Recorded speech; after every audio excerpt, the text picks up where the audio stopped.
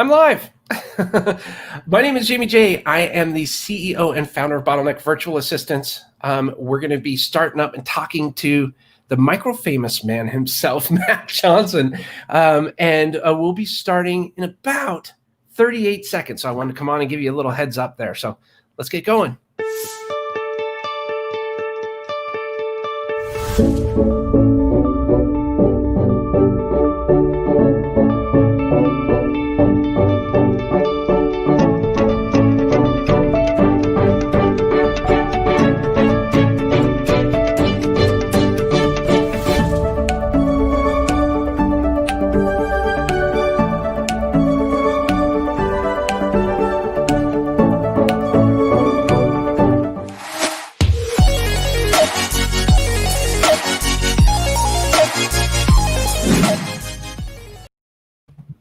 Welcome to Live with Bottleneck. My name is Jamie J. I am the CEO and founder of Bottleneck Virtual Assistants, but that is not why we are here. We are here to talk to a good friend of mine, Matt Johnson, and we are going to be talking about the number one alternative to paid traffic and how to reach people online in a world where organic reach is dropping. The world's getting really noisy. Matt Johnson is the founder and CEO of Preserving Results and MicroFamousBook.com. Matt Johnson is a marketing agency founder, podcaster, and musician. And by the way, he's a freaking really good musician. Matt runs a podcast launch and production agency based in San Diego, where now he's closer to the beach, which is really freaking cool. An international team that helps business coaches, consultants, and thought leaders use done-for-you podcasting to attract an audience, build influence, and become MicroFamous. Matt is the author of MicroFamous and currently hosts the MicroFamous podcast. He is a frequent podcast guest and event speaker to audiences around the US, Canada, and Australia. And I'm super pumped to bring Matt on here. And without any further ado, allow me to introduce Mr. Matt Johnson. How are you, sir? I am doing awesome. And I really appreciate you having me. It's a blast to be back with you. It's been a while since we did something together. It's been too long. It has been, man. It has been. And a little side note before you introduce yourself and a little bit of background. For anybody here that has a question for Matt, please ask away. If you're seeing this on the replay, go ahead and post your questions or your comments, anything in the comment section there, and I will make sure that Matt knows that you have to ask him a question, and I'll be happy to introduce him to you. So, Matt, could you tell us a little bit more about who you are? What you do? Absolutely. So we run a team that produces podcasts for coaches, consultants, thought leaders. So typically these are people that started professional service businesses and then turn around and teach other entrepreneurs how to get there. And I love the fact that we get to basically put that life-changing content in front of more people that need it and actually makes their lives and their businesses better. But a few years ago, 5 years ago or so, I was just some dude working at somebody else's marketing agency, and they wanted to get into business development by doing Google Hangouts, and they needed somebody to host those live videos. And so I got promoted into that position and got introduced to some influential people in the space. And they just started going really well. I had some experience in the business. I knew all the books. I knew who the coaches were. I asked good questions. I was a good host. And the next thing you know, one of those influencers called me up one day and said, dude, we should start a podcast. And I had already been thinking about asking him the same thing. So it was a very easy yes. And that was 5 years ago. That show was Real Estate Uncensored. It's got 1.5 million downloads. And it's been a blast to run. I still host it. And but it led to all the things that I do now, the main thing that I do, which is the podcast production, for one simple reason, which is I was never a podcasting advocate necessarily. I come from more of the coaching consulting space, and out of all the universe of things you can do to grow a thought leadership type business, podcasting just flat out worked the best. And now it's created this little ecosystem where there's other things we can do as an alternative to paid traffic, which is what we'll talk about. But essentially it all springs from this ecosystem that's developed in podcasting over the last 7 to 8 years. And so I got a little entrance into that world, and once I got a peek into that world, I never left. I absolutely love podcasting. It had not been for podcasting, you and I would not have met, I don't think. No. Right? Probably not. LinkedIn, maybe. Well, I think, I don't know what the exact number is, but I'm just going to guess. If with my company, had it not been for podcasting, I think I would attribute 80% of the success of my business directly to or indirectly because of podcasting. It's that Yeah, powerful. and for me, it's 100. Although I'm an easy test case, but yeah, one of my clients is in the same boat. So he had a bunch of people in his industry come out to an event that he put on. First time he'd ever put on an event. He had people get on a plane and fly to Omaha, Nebraska, which, by the way, is the middle of nowhere. And somebody got up and asked from stage, like, "Hey, just show of hands, how many people are here because you've listened to Jeff's podcast and that's how you heard about this event?" 75% of the room, hands in the room went up. That was a really cool moment because I was there to speak at his event, and he's been a client and a friend for years. And to see that visceral of a demonstration of how effective his show has been was a really cool thing to see in person. Yeah, it's so cool. I was in corporate America for a dozen years, 11 of which I was trying to figure out how to get out. and I kept thinking, man, if I went to this company, it'd create more freedom. And I ended up getting into radio.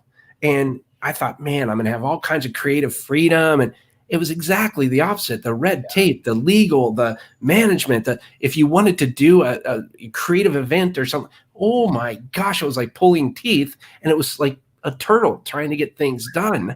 You go into the world of podcasting, it is whatever you want it to be. It is amazing. Plus, what I found was probably the biggest positive for me was how fantastic it was to build a relationship. Yeah, I mean, to me, like I tell people all the time, it really is the new networking, especially in the world of coaches, consultants type of folks, where a lot of us host them and we're being featured, which I know we'll get to in a second. But I know of no better way to build a relationship with somebody and get that relationship started the right way than to jump onto a conversation like this, where you get to go deep and you get to ask interesting questions and talk about really deep, interesting things, talk about ideas and concepts and life experiences and all that fun stuff. And you come out of that with a bond, a real relational bond that's way deeper than you'd get if you just met somebody and shook their hand in person in between sessions at a live event. It's even worse if you try to meet someone that just got off the stage speaking, because I can tell you from experience, you are not present. when you get done speaking in front of several hundred people or something like that, you're barely conscious of like the next 10 people that want to shake your hand. You don't remember them the next day, let alone 6 months from now. But I've got people send me referrals that we haven't been on a podcast together in years. And they'll just call me up and say, or shoot me an email and say, "Hey, I've got a client for you," because of that bond. Yeah, it is pretty amazing, especially, that there's something to be said too. And before we jump in, because I want to learn more about MicroFamous and I want to learn more about, this healthy alternative to marketing or networking. And one of the things is, what do you feel about having a larger audience versus a smaller audience? Because I was doing this for years and I never passed 1 million downloads ever. So, I mean, kudos to you for doing that. But well, here's the interesting thing that I found out, right? Because essentially I was a partner in 2 different coaching consulting businesses. Each one had a podcast. Each one was in the same industry, but one went after a much more focused, affluent, higher end part of that same industry, right? Well, guess which was way easier to monetize? It was the one that went after the smaller, more focused, affluent audience. And so that particular podcast, small email list, very small social presence, small numbers of downloads by comparison, didn't get all the industry accolades. We didn't get written up in Inman News. Like, we didn't make, the other podcasters saying we were one of the top 5 in the space. We didn't get any of that. But what it did do is it built a multi-6-figure coaching consulting business in 2 years, almost entirely based off of the podcast. And so, like, watching that from behind the scenes, now I later gave up my equity stake in that business to focus on the agency for a bunch of reasons. But like, I was on the inside of both of those businesses when one really took off, and the other that had the mainstream audience and all the accolades and all the downloads was harder to monetize. Now, we still monetized it. It still brings in money every single month that rolls into an account. But the one that was more specific and more focused and higher level was way, way easier to monetize. So I think it just blows apart this misconception that the bigger the audience, the better, and the automatically the more money you make. The power of one, right? Yes, the power of one. Yep. Yeah, I love that. Fantastic. So I really want to talk about 2 things. I want to talk about your book, MicroFamous, and tell us a little bit about that and your podcast and all that stuff. Mm-hmm. And I also want to talk about, what we have on the title, the alternative. Well, good, because they're the same thing. Yeah. Well, I was going to say that's easy because, because really like trying to find that alternative to paid traffic was part of the search and kind of what led to the content of the book, I would say. So let's set the scene a little bit. So like where we're at right now in social media, like if you Google organic reach on Facebook and do like a Google image search, essentially all you see is a bunch of angry looking graphs that go down to the right. Like it's not a pretty picture. So when you take that into consideration and you talk to people that are running campaigns for big brands, there's a guy that was on my podcast a while back that has worked with all the big brands in the UK. And he said that, look, if you post on your Facebook page, somewhere between 1% and 5% of those people are going to see it. If you're on your personal profile, maybe a little higher. It used to be a lot higher. Now it's getting to be where it's very similar. So you're talking about, you could have 10,000 fans on a Facebook page and let's say 100 people see your post. And that's where we're stuck right now, is with organic reach, which is that essentially all of these social media companies have figured out the same formula, right? Step one, which is get a bunch of people onto the platform, creating content for free and building an audience. And then basically they give you the chance to reach that audience until they start charging you to reach them, right? And sorry if there's noise. There's literally roofing going on right now, over my head. Hey, this is anyway. COVID. But I'm just going to keep going. So anyway, hopefully my mic overshadows the constant drilling, which they've apparently decided to start doing right this second. But anyway, so we're living in a world where, look, our like organic reach is dropping. Like there's not a dispute. There was a little bit of a blip, when COVID and all the lockdowns happened, when people were like sitting on social media and maybe your engagement went up. But it doesn't change the long-term trend, right? They've all figured out the same formula. If there's another big social network that comes along, guess what they're going to do? They're going to do the exact same 4-step process to extract cash from your wallet, right? And at the end of the day, you end up paying to access whatever audience you build on social media. So if you think you're unique, if you think Instagram is different, good luck. It's not. It's the same, right? So it's like, okay, well, that's one side. Okay, well, what about paid traffic? And I know a bunch of people that have experimented with it, some successfully, some not. But the bottom line is the only way to be successful at it is a long-term strategy. We're talking 6 to 12 months minimum to get it working reliably to any sort of scalable level. And so when you take that into account, you're like, man, okay, so I've got organic reach is dropping. I can't reach very many people organically on Facebook and Twitter and all these places. And then paid traffic is like, it's expensive to make a mistake. There's a lot of learning involved. There's a lot of process involved to get it right. So we're stuck in the middle of those two, like between that rock and a hard place. What I found from my own experience is just working with the people that I was working with is just that there's a middle way. There's this whole ecosystem of podcasting, getting featured, Facebook Live series like this, YouTube series, all this stuff that doesn't involve organically posting on social media and trying to reach people there. It doesn't involve paying for traffic, but allows you to reach a lot of people that are actually there looking for solutions. Like people are tuning into this stuff because they have problems and they're looking for solutions. They're not just there consuming cat videos. And so it's actually a really good spot to reach people where they want to be reached and where they're looking for solutions to the problems. I absolutely love it. You're dead on, obviously. With that paid, it's kind of like, you got to figure out, okay, this isn't working quite. So that's why it takes the time to get out there. Just lots of tweaking, lots of patience. It's a great strategy, and it can be the key to scaling sometimes. But yeah, it just takes time. Like if you're looking for business now, if you need ideal clients, and especially like if you run any kind of lifestyle business where you don't want to just take anyone and everyone. Like you have a pretty specific ideal client profile. Sometimes just going out to the market with ads is the only effect is to flood your calendar with unqualified prospects. Like there's a lot of people like that they've dipped their toe into the waters and they're like, dude, all I did was talk to a bunch of people that I shouldn't be talking to. Yeah. It makes you feel busy, right? It makes you feel busy. That is true. Yeah. It's a great way to spend money too. But yeah, in terms of like reaching people that are ideal, like, I mean, you know it as well as I do, podcasting when it's done right, if you're the host, but also if you're a guest, just getting involved in podcasting, being a part of that ecosystem and speaking consistently on the same thing that you want to be known for, the effect of that is it ends up incubating ideal clients over time, which is really interesting. Like that's the most fascinating part about it to me. right? Because in any niche, you've got this area where there's this center of the bullseye, right in the center where those are your ideal clients, and they already believe the same things. They're already moving in the right direction. They already, if they know you exist, they're going to sign up, right? Well, that's a small percentage of people. Then you've got the whole universe of people that aren't a good fit for you at all, that you don't even want to reach them. But in the middle of that, there's this other circle of people that they could be ideal clients for you, but they'd have to hear the right content, right? They'd have to be reached in the right way. They'd have to be nurtured with the right content. And then over time, they would build trust with you. They would come to believe the same things that you believe, and they would end up being kind of spit out of this process as an ideal client. And to me, using podcasting in that way is a lot better, easier, more effective way to create ideal clients than the other alternatives we talked about, paid traffic and organic social media.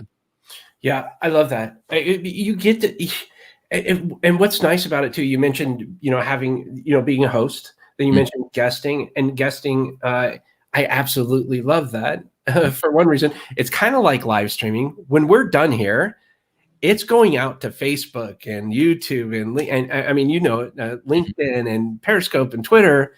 There's no post-production, right?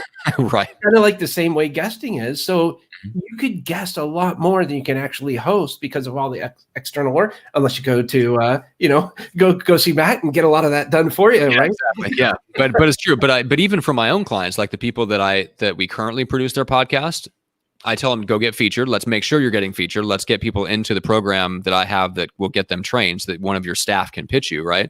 And any of your virtual assistants can take that same type of training course and come out the other side fully empowered, equipped to be able to get you featured on podcasts.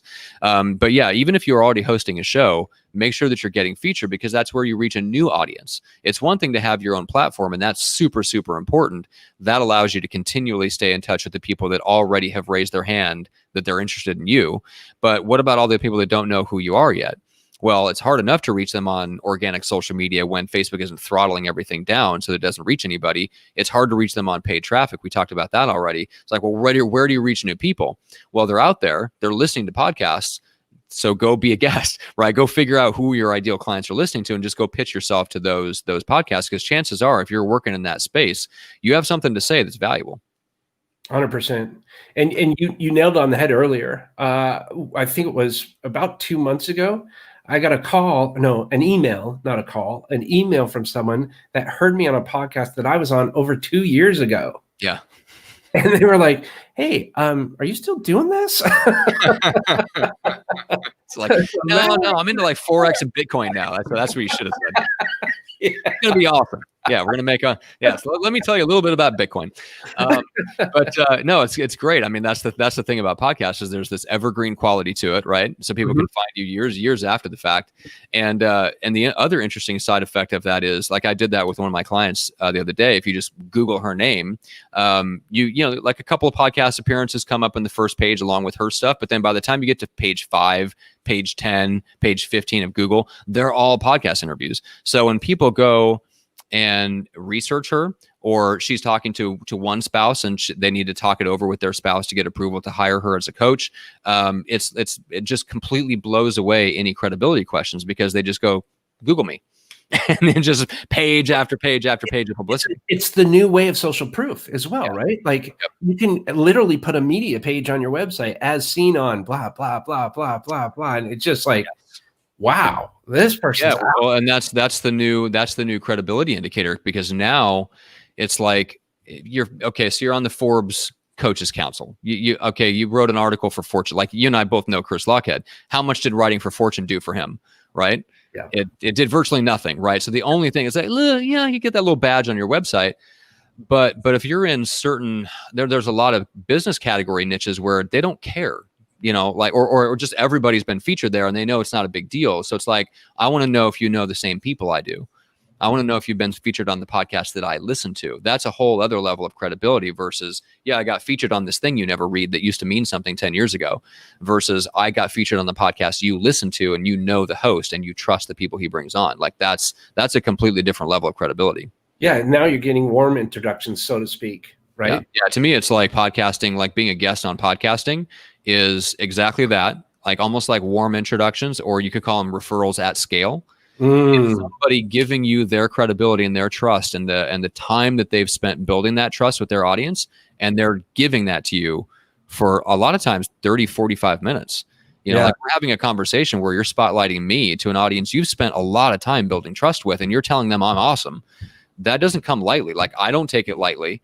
And as a marketing strategy, it should be taken extremely seriously. Right. And just right now, it doesn't get as much attention as other things, but it really is like a warm introduction to your audience at scale. It truly is. Aaron Wexler, good friend of mine, former pro beach volleyball player. Just he lives up there at Santa Monica, so kind of your neck of the wood. He says, "Hey guys, good stuff. Other than how do you get more attention to your podcast when just starting out?" I think he's an episode. I think he has like 30 or 40 interviews in the can, but he's like on 5 or 6 episodes right now. He's just in the beginning stages. And is it niche, like business niche, or is another type of within podcast? the game? He calls it, and so he interviews a lot of other athletes, and he wants inspirational stories and things like that. Okay, cool. So if you're a former pro athlete yourself, it should be very, very easy to go out and get featured on the podcast that you would listen to, or that your ideal listeners are already listening to in other spaces. And then I would go after maybe the entrepreneurial podcast that just look for really interesting stories. Again, there's a ton of them out there, but to me, the best way to get publicity for your podcast isn't to try to figure out, how do I pull clips and audiograms, and how do I post more? Do I need to like get involved on Instagram and try to get to 10,000 so I can get the swipe up and send people direct? Like, just go get featured where there's already people listening. They already know how to subscribe to podcasts. They're already listening. They're already a lot of times super consumers in that audience. Just go get featured there. And the best place for that, now the former pro athlete world may be a little bit heavier on Instagram, where you could do some DMs to podcast hosts and get featured faster that way. Yeah, he's pretty big on Instagram. Yeah, Instagram might be your best bet to just network with other podcast hosts and just say, hey man, would you like to exchange appearances? Because once you've got a podcast, it's a lot easier to get booked, because then you can offer an exchange. So you're not someone seeking value, you're someone offering it. You're saying, hey, I'll put you in front of my audience if you put me in front of yours. So that does help. So it's a nice virtuous cycle once you're already a podcast host, and you can go out there and get featured a little bit easier. Yeah, that's fantastic. Thank you. Yeah, love Aaron. He's good. And he's a book reader. So Aaron, you got to get MicroFamous. I know every time I talk to people, I recommend a book, but you got to get MicroFamous. That one's a good one. So tell us about the journey on basically what you did, and then you got the idea. How did you come up with the name, and how did you write a book? You're so busy. Well, I will say I cut back on my schedule intentionally so that I could write the book. So I run the podcast agency in 3 to 4 hours a week. That frees up my time to do other things like podcasting, being interviewed, and stuff like that. But that really is the key. If I didn't have 2 to 3 hours a day to write that was genuinely open in my calendar, that book would have never gotten finished. So it's not so much like superhuman energy, because I don't have that. It was good systems and good people, which I know you help folks within your business. That was the key for me. So I'll give you a plug on that, because the same things that you help people with is the only way my book got done. So that being said, the genesis of the idea was like, I always knew that I would write something, but what I wanted was, I wanted people coming into my world to know the things that I wish ideal clients understood.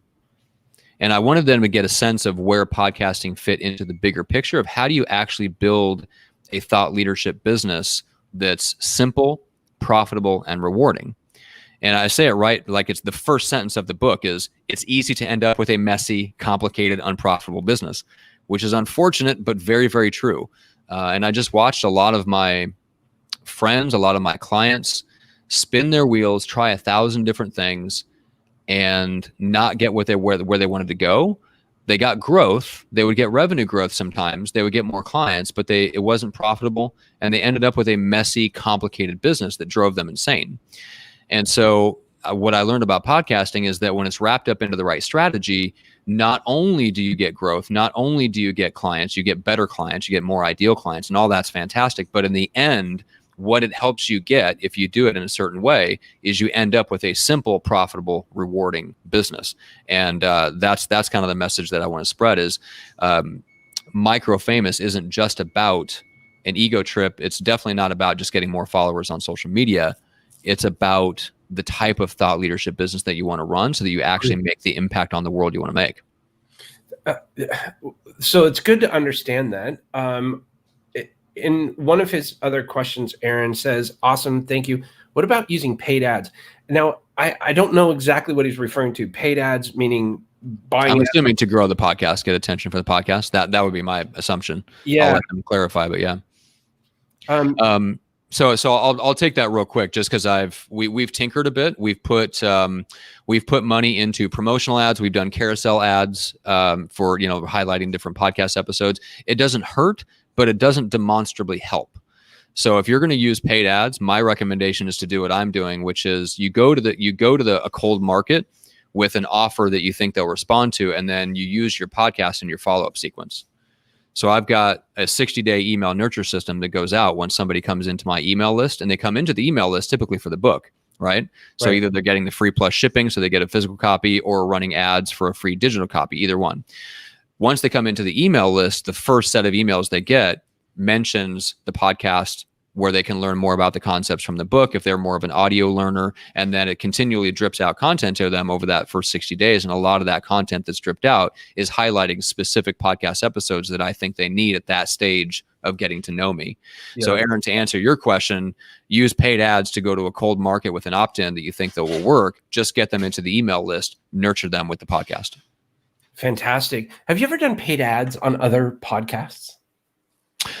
No, as far as sponsoring or running ads on someone else's podcast to advertise me, no, that's something that I might experiment with next year, though. For now, being a guest is like a shortcut way to do that for free. Exactly. Yeah.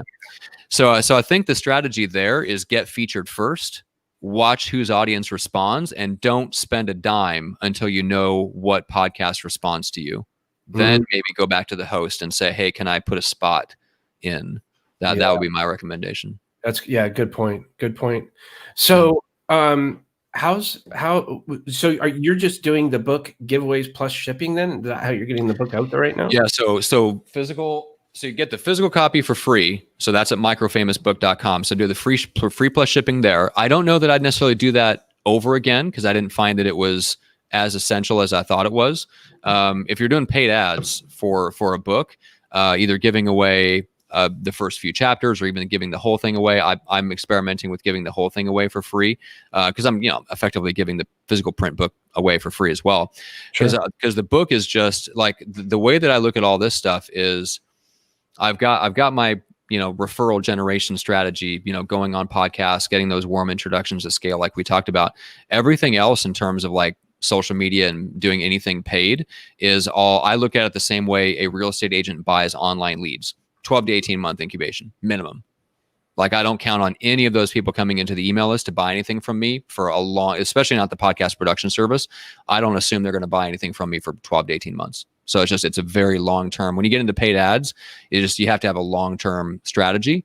And most people that are interested in paid ads, part of the reason they're caught between that rock and a hard place is they need sales now, which is why they're thinking about ads to begin with. And you're like, no, you're like, that's not, you go to paid traffic if you want sales 3 years from now. Like you go referrals and introductions and publicity and things like that if you need sales now, especially if you need ideal clients now. Oh, I love it. Absolutely love it. So when you we're getting really close to the end of our half hour, and I want to respect your time here. Mm-hmm. How do people? Where are they at? Where they can, hey, I need to get a hold of Matt so he can help me now. Like, what is that ideal person? Where are they at in stage-wise? Gotcha. So if you've started something, if you've run like a professional service business of any kind, and now you want to teach other people how to do it, you're my bread and butter person. You could also be a professional speaker, author type. I love those too. But basically, if you're an emerging thought leader, that's the person, the emerging thought leader. Perfect. And Aaron said he just got your book. So awesome. Thanks, Aaron. I appreciate it. Hope you enjoy it. And so if you want to get the book, first of all, like Aaron did, just go to microfamousbook.com. We'll get the physical copy to you. But that also comes with, I've got a whole series on the podcast of audio episodes that cover all the core concepts of the book. So if you're more of an audio learner, you can check out the podcast as well, MicroFamous, and get all the, a sneak peek into the concepts, just to give you an overview of what it's about. anyway, that's the person and the best way to kind of stay in touch and get into my world. Fantastic. I really appreciate you stopping by today and sharing the knowledge. Congrats on not only writing, but finishing a book, getting it out there, man. That is Well, it took 2 tries. I didn't tell you this, but I don't think I told you I wrote a book 2.5 years ago or something. Like I cranked it out in a month and a half and then realized I wrote the wrong book first. Oh. It was brutal. It took me another year to get this one out the door. Oh my gosh. Well, congratulations on fortitude. I will tell you a little side story before we wrap. I was writing a book and I was really stoked. I don't know how many words. It was like 80 pages or something. I was into this thing and I'm glad this happened. But my wife and I love boating. I just happened to be out boating or in our slip at this marina. And I said, it's lunchtime. I'm going to go eat lunch. And I thought I was being really smart because I have my laptop, but then I had that external hard drive that I stored my book on just to make sure that if my laptop ever crashed or whatever, I still had the book on that external hard drive. What I didn't take into consideration was somebody coming by and jumping onto my boat and stealing my entire laptop bag. My entire book was gone, not back up to the cloud. And I've never rewritten the book or a book. So hats off to you, man, for doing that.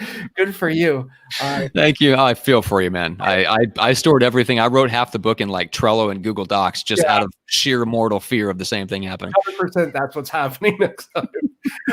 So I wonder if you can leave us with one little piece of advice or something we can take action on today. I know a lot of people ask to do that, but I'd really love to hear what you would recommend for us as far as advice. Yeah, I've got a good one. So I talk about in the book about the relationship system, because one of the best ways to capitalize on this new world of podcasting and stuff is the relationships. But it's like, well, once you have that great conversation with somebody, what happens then? And what's the best way to add value? So what I found is I started asking this question after mostly every conversation, definitely any podcast where I was interviewed or anytime I interviewed somebody else. I would ask them like, hey, who can I introduce you to? Who's a potential referral partner, or, is there a mentor you're looking for? Like whatever it is, just who's that perfect person that if I introduce you to them, it would actually make a difference. It would move the needle in your business. And that question blows people away. And sometimes they have an answer, sometimes they don't. When they do have an answer, I made a concerted effort to introduce them. So I would say my best advice right now is look for somebody in your network that you can introduce to someone else who is also an influencer, because other influencers want to hang out with each other and we want to connect with other influential people. And so make an introduction. I meet every Friday morning. I meet with my marketing person and we review a Trello board of relationships, podcast hosts, people I've featured, new people I've connected with on LinkedIn, and we just run through the list and we look for. It's like playing the memory. What is that? Was it match game? Like you put it, the old match game. Yeah, you're basically just playing matchmaker. I'm just looking at a board of people's faces and names and going, who can I introduce to each other that would get benefit out of that on both sides? Wow. And that usually uncovers 2, 3, 4, 5 introductions a week or something, which I used to track. Now it's just kind of a standard part of the flow of business, and it's one of the best things I've ever done. That is fantastic advice. Thank you for that. Yeah, is there anything else you'd like to say before we wrap? No, I appreciate being here. And, like I said, the warm introduction to your audience is huge. I love what you do. My piece of advice used to be hire an assistant immediately. So that's my other piece. I will say that because it changed my life legitimately. Hiring somebody in the Philippines 4 years ago when I barely had anything for them to do, and I gave them a couple hours work, a week of work, that changed my journey as a leader. And I've never looked back. Somebody asked me, my business coach actually asked me one time, if you could do everything, if you could make the same money without having a team, would you do it? And I said no, because it would be running away from the leadership challenge. Oh, amen. Yeah. Good for you. Yeah. I love it. Well, hey, thank you so much, Matt. Thanks, I really appreciate you taking the time and it was a blast. Finally connecting. And I will say, if anybody here gets a chance to go on Matt's Facebook page and catch him doing his music, I highly recommend taking a minute or two. He's a fantastic musician. No joke, man. They might have to scroll. It's been a couple years since I've been in the studio, but I appreciate that. It's very kind. Yeah, man. Well, hey, hold on one quick second. I'm just going to wrap up. Hold on one quick second here. And thank you again, Matt. Appreciate it. Let's see. Matt Johnson. Seriously, he's the author of MicroFamous. Reach out to him. He can definitely help you out, especially if you're getting onto that journey of podcasting. You need some help. He has a system in place that is second to none. I cannot recommend his services. Go out and buy his book. Learn how to be MicroFamous. If you want to listen to what he's got going on, go to microfamouspodcast.com. If you want to get his book, microfamousbook.com. Aaron Wexler, thank you so much for supporting Matt. He's an incredible person, someone you definitely should reach out to. He knows a lot about podcasting. You can also connect with him on LinkedIn and Facebook at Get MicroFamous. So again, thank you so much for tuning in today. It's been my pleasure to chat with you today and to introduce you to the one and only Matt Johnson. And thank you so much for tuning in. Remember, one last thing before we roll out of this, make your own ripple. Thanks so much. Stay safe, stay healthy.